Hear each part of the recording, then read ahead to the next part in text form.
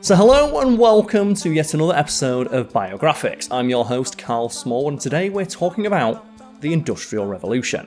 It seems like a weird thing to cover on Biographics, but it does, include small biographics on a number of prominent individuals from within that time period, so it fits with the theme. And as with all videos here at Biographics, this one is based on a script submitted to us by a member of our writing team, that being Larry Holsworth. You can find links to their socials below if they've been provided.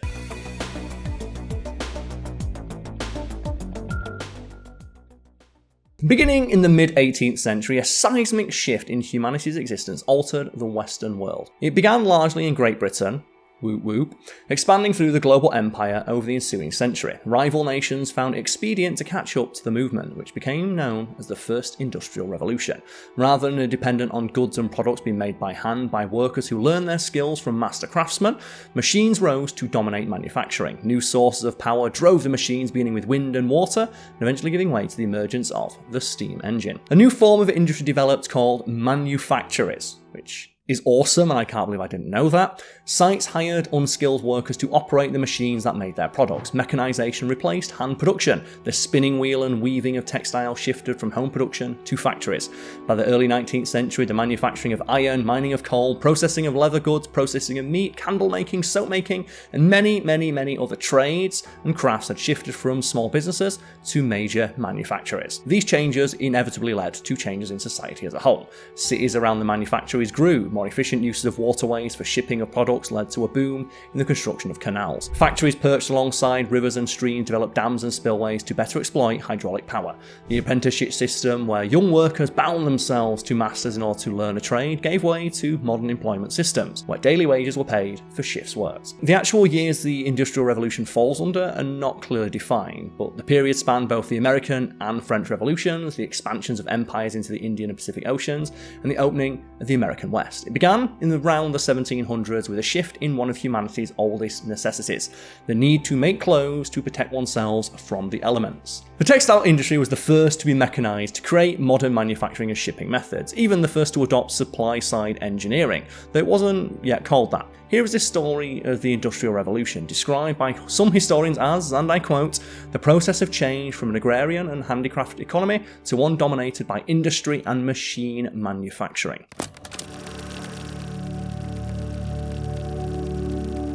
The simple spinning wheel and frame loom are symbols of rural simplicity today, but in the early 18th century Britain they were symbolic of industry. Manufacturing of threads, yarns and cloths was dominated by a cottage industry, where the occupants of individual cottages accepted raw materials from brokers, spun and or wove them, and then returned them to the broker. Cottagers on agricultural land used this opportunity to create income during the leaner, colder months, when agricultural production was blocked by, the snow. Weaving was considerably slower than spinning, since the former relied on the output of the latter, and in the 1720s, one weaver needed the output of 4 spinners in order to produce finished cloth in usable amounts.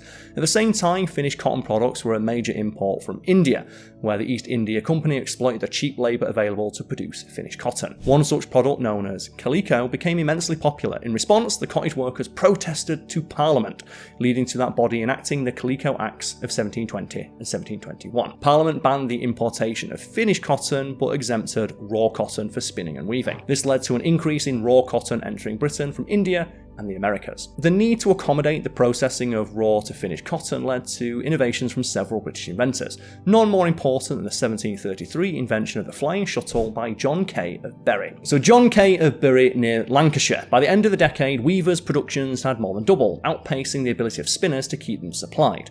Other weavers, being more conservative, rejected the flying shuttle and together with the spinners attempted to disrupt technical progress through petitioning to the king. They failed. And that's just one of those things that happens throughout history of every time there is this large cultural shift towards a more efficient mechanical method that makes things easier. The people who do it the more inefficient way will complain. And I know that someone in the comments is going to bring up AI. AI can go Look, the arrival of strong artificial intelligence has been inevitable for decades. That's different. A frying pan made of raw is different from a story. Part of your soul goes into a story, not into a frying pan. Nonetheless, they failed to convince the king. Other inventions, including further innovations by Kay, continued to mechanize the textile industry. In the 1760s, water frames for spinning threads emerged, relying on water power rather than the treadle pumped by the spinner. Another improvement to spinning came from a multi-spindle device known as the jenny, which relied on water power to operate several spinning wheels simultaneously, multiplying the number of threads created in a given amount of time. So it's called the water jenny. The use of water-powered machines displaced the cottage workers and their industry, and the manufacturing of textiles moved to larger establishments located near a source of water for power. Rather than the work coming to them via brokers, machine operators went to their work in newly established factories, called mills in the textile industry. Following the invention of the cotton gin in 1793, which automated the removal of seeds from the plant, raw cotton became a major cash crop in the United States, and a major import to the British cotton mills. Manchester and its many surrounding towns became centres for the production and warehousing of cotton. Manchester even earned the nickname Cottonopolis, which I didn't know and will now be using exclusively to refer to my Mancunian friends and family. Oh, how are things over there in Cottonopolis?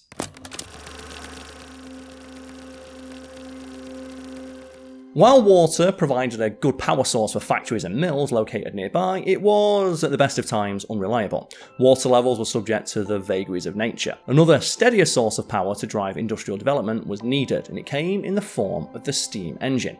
Like the early innovations in textiles, steam was first looked upon as a folly by conservatives who regarded it as dangerous, dirty, and impractical, and in many ways, they were right. Chief among the problems faced by proponents of steam power for mills and factories was the need to provide power via a rotating wheel, which in turn drove the machinery of the mills. James Watt is often credited as the inventor of the steam engine. He was not. Examples of working steam engines can be found years before Watt's experiments with the Fort. I think there's even that one from like Turkey, where some guy just invented the steam engine, but then only used it to spin his doner meat, which, you know what? Legend. So over 1,400 working Newcomen steam engines invented by Thomas Newcomen in 1712 were employed in Britain before Watts's engine, nearly all of them designed for dewatering coal mines. Watt applied his attention to the modification of the steam principle to reduce the operating costs and design a drive, a flywheel, which provided the rotational force. With his partner, Matthew Boulton, Watt formed the manufacturing concern Boulton and Watt, producing steam engines from 1775. His early engines burned wood and charcoal and were roundly condemned for their production of smoke and cinders. Steam engines also developed a well-earned reputation for being dangerous due to their proclivity for just randomly exploding, seemingly without warning. Advances in metallurgy and safety controls continued throughout the Industrial Revolution, and in fact continue to this day. Steam became the primary motive force behind the mechanization of industry. Eventually, coal became the fuel of choice in the coal-rich Britain to power steam engines. When a more practical means of coking coal was invented in 1768 by Englishman John Wilkinson, coke became the preferred fuel for industrial use. And that's a sentence that can be read numerous different ways given the modern way we interpret someone saying, "Oh, I'm fueled by coke."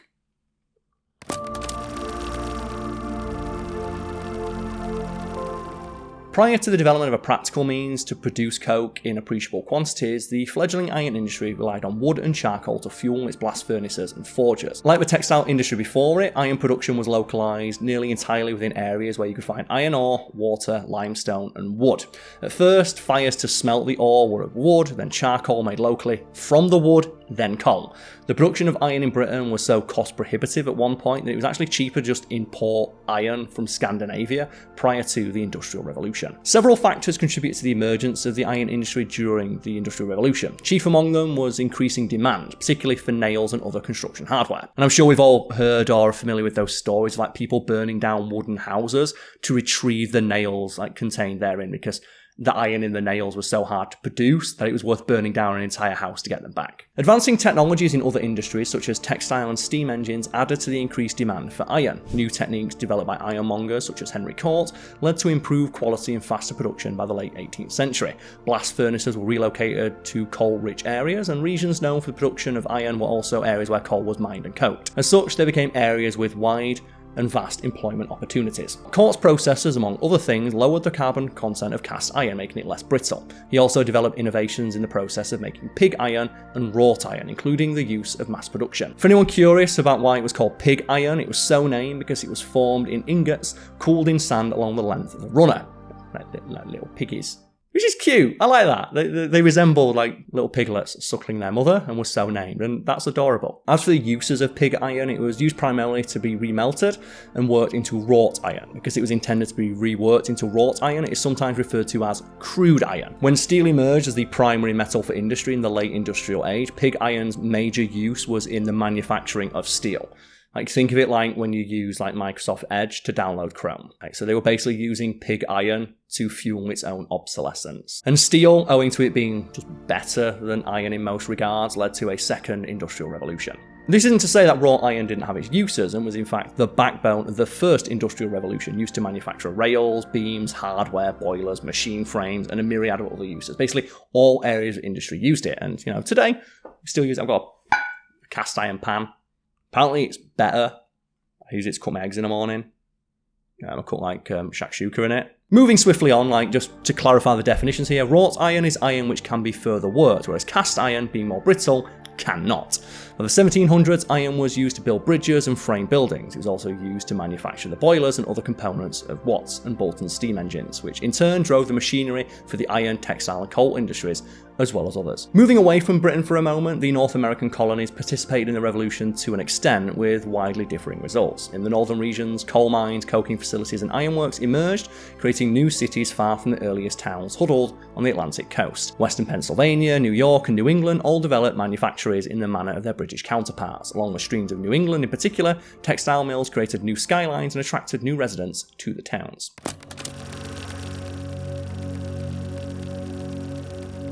At the onset of the Industrial Revolution, goods moved from producers to consumers via waterways or roads. Both were subject to weather. Streams ran freely and often dangerously during the wet seasons, but dried often to a mere trickle in the hot months. Roads were little more than widened mud paths, often impassable.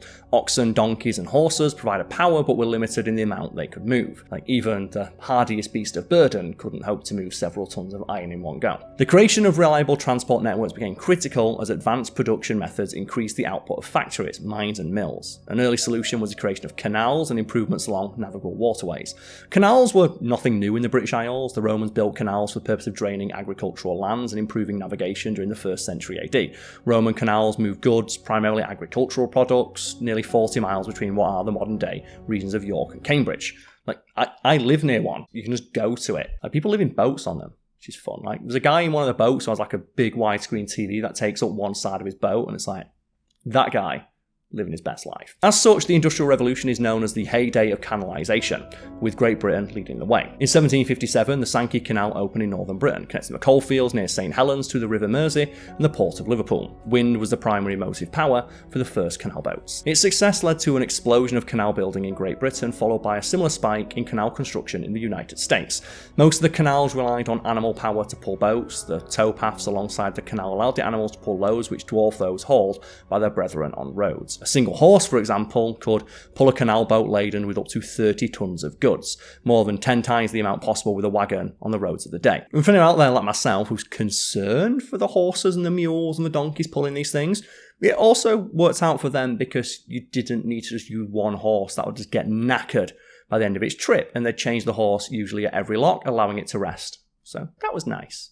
I always feel bad when you see a donkey. They're such noble-looking creatures. So dumb. In North America, canals were viewed more as a means of transporting goods through the barrier of the Appalachian Mountains, bringing raw materials from the west to the consumers and shippers of the east.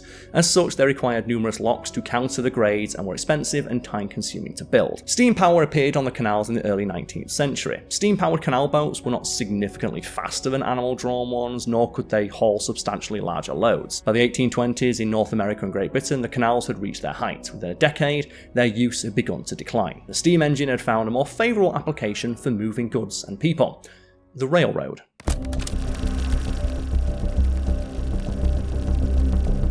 The railroads actually appeared before the steam locomotive, despite the fact they're eternally coupled in people's minds. The first use of a railway to carry goods took place in 1802 in Ticknall, England. The rail cars connected Ticknall and its outlying areas to the Ashby Canal. Its purpose was to convey lime, limestone and bricks from the various yards around Ticknall. The rail cars, which travelled on several branches as well as the trunk line of the railroad, called a tramway, were initially pulled by horses and mules. You go horses and mules. saving humanity's ass for thousands of years. This was the first successful industrial railroad, and it remained in service with some improvements, such as adding a train, until 1913. Moving limestone was also the initial purpose of the Swansea and Mumbles Railway, which opened in 1804, and by 1807 the railway was conveying passengers in horse-drawn carriages as well as limestone. I just love the idea of a horse-drawn train. That's so quaint to me. The use of steam-powered locomotives began in Britain in the 1820s, and they were at first considered a daring novelty. The engines of the day were noisy, belched dark, heavy, caustic smoke interlaced with glowing cinders, and as noted earlier, had a fairly well-deserved reputation for just exploding at random. By 1831, you could expect to find speeds on railways of up to 25 miles per hour. And this gives me an opportunity to talk about one of my favourite facts from history. When railroads and railways were first becoming a thing, women were heavily advised by the men in their lives and doctors and experts not to ride them, because travelling at such high speeds, remember being 25 miles an hour, might cause their uteruses to fall out of their bodies.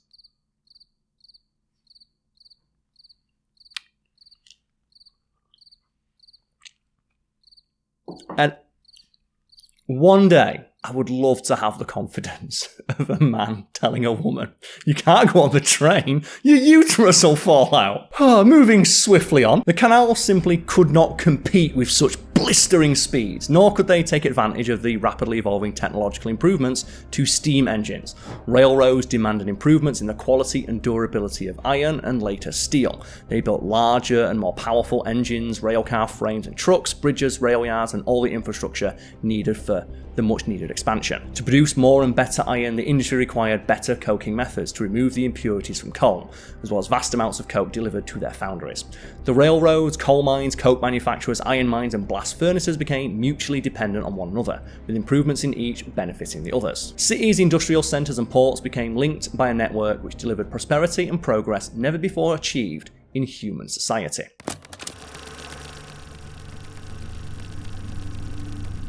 Manufacturers needed workers to operate and maintain these new machines that drove their new industries. These workers could be found in populated areas in Great Britain, places like Manchester, Leeds, Liverpool, Dundee, Edinburgh, Cardiff, and many others, including the city I'm in right now, Sheffield, which is also a centre for steel production, even to this day. I've got some Sheffield steel knocking about somewhere, but it's like a spoon. And I don't really think I was going to be able to hold up a spoon and say, this was made in the city that I live in. It's a spoon. But it's still a point of pride for many people who live here. We even have a steel museum. Anyway, these cities became industrial complexes, cluttered with factories, warehouses, and shipping centres. Over in the United States, New England became a textile industry powerhouse.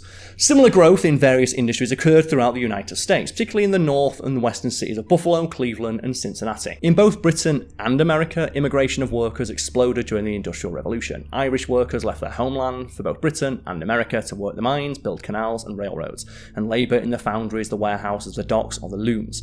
A relatively new form of housing evolved from this. Multiple families occupied rooms in buildings, often with several floors. The buildings grouped together in neighbourhoods within cities. They became the tenements that led to the population explosion in various cities around the globe. So rather than learning a trade or a craft that would lead to becoming a master carpenter, ironmonger, or weaver, men instead took jobs operating the machines that supplanted these professions. They laboured in the new factories, often for 6 days per week, performing simple, menial tasks to keep the machines running. In return for their labour, they received a wage. There were no benefits and no breaks other than for a simple midday meal. The newly developed labour force existed to feed the machines the raw materials they required and deliver their products to the next machine in the chain. And it just so happens that one of those resources was human labour. As cities grew, so did their social problems. Basic services such as water supply, sewage removal, transportation, education, and crime control were all strained by the influx of new workers and their families. It was possible to survive on the prevailing wages of the time, especially if there was more than one wage earner in a household, but thriving or elevating one's status was next to impossible, seemingly by design. Between 1800 and 1850, the accepted second half of the Industrial Revolution, the population of Great Britain doubled, and by the latter year, about half of Britain's population lived in cities and towns. Similar numbers applied to the United States, especially in regions north of the Ohio River and east of the Mississippi River. The crowding of cities coupled with the expansion of industrial areas within those same cities led to overcrowding in the tenements and densely populated urban cores, while the owners and stockholders of the emerging corporations and industries acquired fortunes and lived in conspicuous comfort. The workers running the machines existed in less than idyllic circumstances. Just guess the author's going to let that one sit, eh?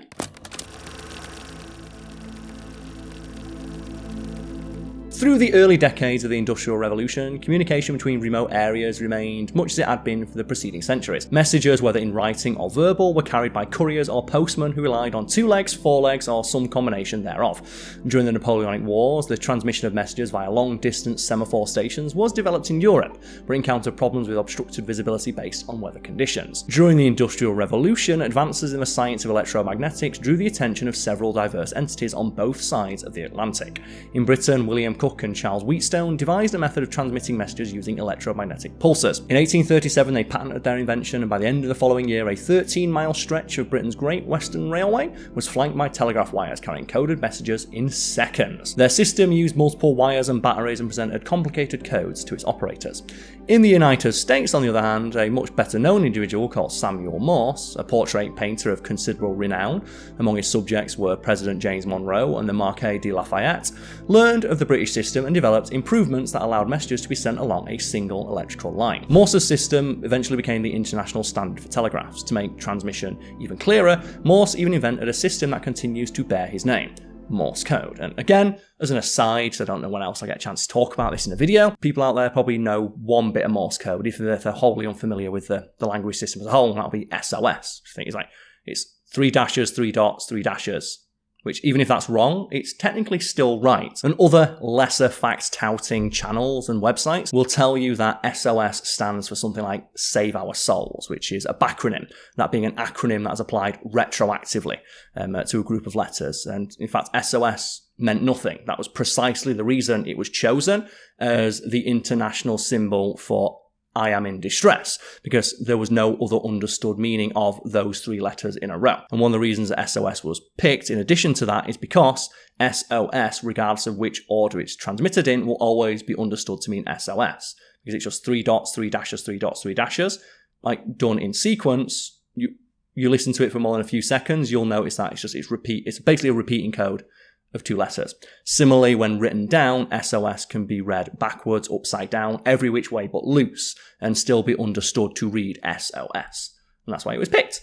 That's just a fun story about Morse code. It's like the one fact about Morse code that I know that I thought I'd slip in before we move on with this video about the Industrial Revolution. Telegraph lines soon cluttered the skies and cities of towns, and for longer distances, transmissions often ran along existing right-of-way for railroads and highways. The telegraph revolutionized communications, allowing near instantaneous communications and dissemination of information to businesses, governments, newspapers, individuals, between nations, and of course, individuals. By the mid-19th century, access to telegraph traffic was critical for virtually all forms of industry. Telegraphs ordered products and materials, marked their locations, followed their transfer, and reported on the activities of the competition. Yeah. Now that is a spy movie I would not watch. The Industrial Revolution saw an entirely new concept develop in industry, one that would have been unthinkable in a non-mechanized age. So for the first time in history, mechanized tools were being developed for the express purpose of making other tools or components of other tools and machines. The development of tools designed to shape materials into other usable forms created one of the first machine tools.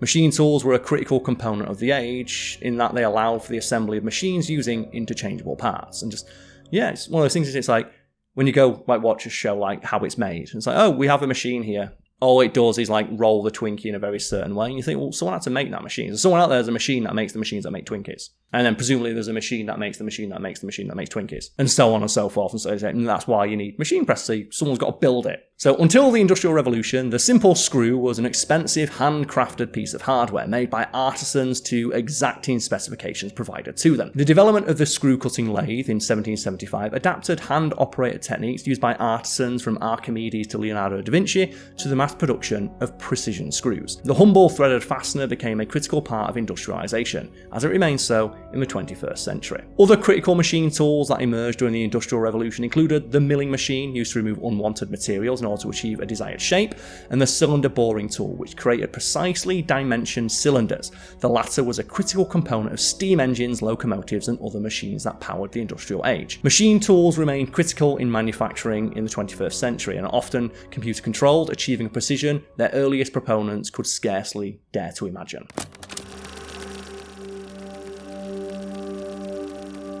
It is often said that the Industrial Revolution marked the Western world's shift from an agrarian to an industrial society. Certainly agriculture did not escape its influence, as machines were developed to plant, harvest and process many crops. Industrialization of machines also influenced which crops were planted. The demand for cotton in British and American textile mills contributed to the labour-intensive crop dominating the fields of the American Deep South. The Industrial Revolution saw a rise in income per capita simultaneously with an increase in population. It also marked an increase in children surviving into adulthood, so they could work in those factories. Though it also saw an increase in child labour. The children yearned for the mines, as there were few laws existing to the contrary. Not until 1844 did the Factory Act in Britain establish that children under 9 years of age were not allowed to labour in the factories. Those over the age of 9 were limited by law to a 12-hour workday, 6 days per week. So that'll be a reminder to everybody out there, the existence of child labour laws is proof that if corporations could, they would indeed exploit children for labour. And it's only the law telling them they can't that prevents them from doing so. While many of the more important developments of the Industrial Revolution have been discussed, there were many other events prevalent in the period, including the manufacture and distribution of gas for lighting and heat, the impact of cholera and other diseases on the cities and the workforce, the resistance of the Luddites, and the illegality of labour and trade unions. Cities such as London, Manchester, Glasgow and Pittsburgh gained fame for the clouds of smoke which obscured them. Its dangers then pretty much wholly unknown.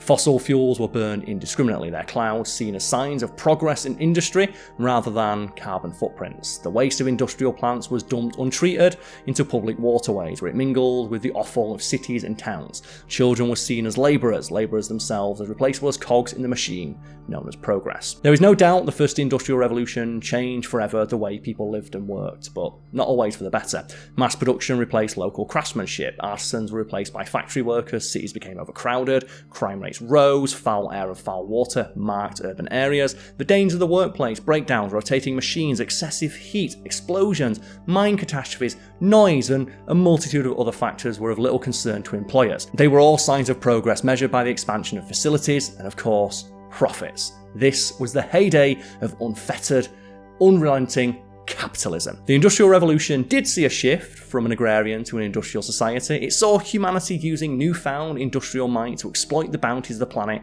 without regard to the problems it created for future generations. Its impact is still felt to this very day in industry, in society, in education, geopolitics, and of course the environment, and as far as can be foreseen, well into the future.